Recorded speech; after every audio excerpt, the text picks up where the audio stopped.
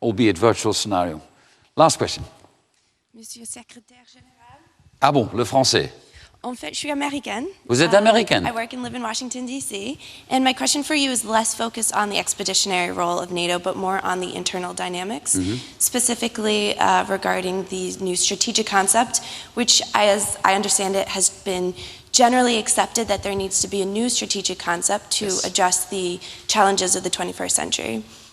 I was wondering what role or how you foresee NATO responding in the next few days, as well as in the upcoming time before the Lisbon conference, to deal with this controversial issue on certain levels regarding NATO's missions, whether at home or away, their role, whether it should be less focused on expeditionary missions as well as capabilities. I know that as we're looking at the financial crisis, we do not expect our member nations to be increasing their percentage in terms of funding, and therefore we need to focus on becoming more efficient and flexible in the spending that we have.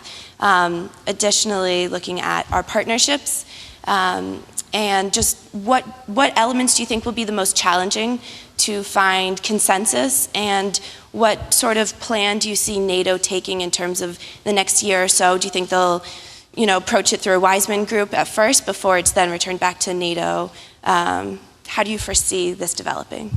You have till midnight? In short, it's a very relevant point, the first part of your question.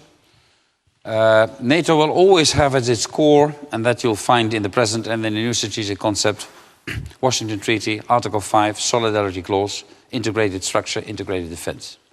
That's the core function of NATO we should never abandon, never ever abandon.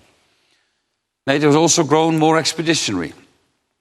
I do think, but it is not easy, because I said in my speech, I think that military transformation is going too slow. I do think that there is not a huge difference between the forces you need for your expeditionary activities, like in Afghanistan, and the forces you might need in a scenario, I don't hope that it will ever materialize, where it would be about NATO's territorial integrity. I think basically those forces are the same, because anyway you have to transport them. We are transforming too slowly. So you'll see in the new strategic concept a discussion on exactly the points you are underlining. I do think personally, but again, this is not an opinion which is consensual in NATO. There's no consensus about this, but Secretary General is entitled to his personal opinion as well. I do think that in the long run we cannot sustain the way we finance our operations at the moment.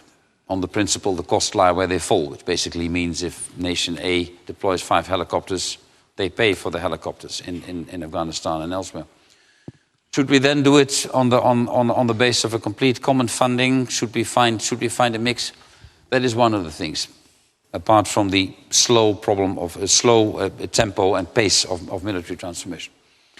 I mentioned already this Article 5 and the expeditionary. Point number 3. You will certainly have a discussion on how global should NATO become. I've given you my opinion, pas la gendarme du monde, but NATO needs global partners. We are having a close relationship with Australia, with New Zealand, with the Republic of Korea. The Korean foreign minister was with me 2 days ago.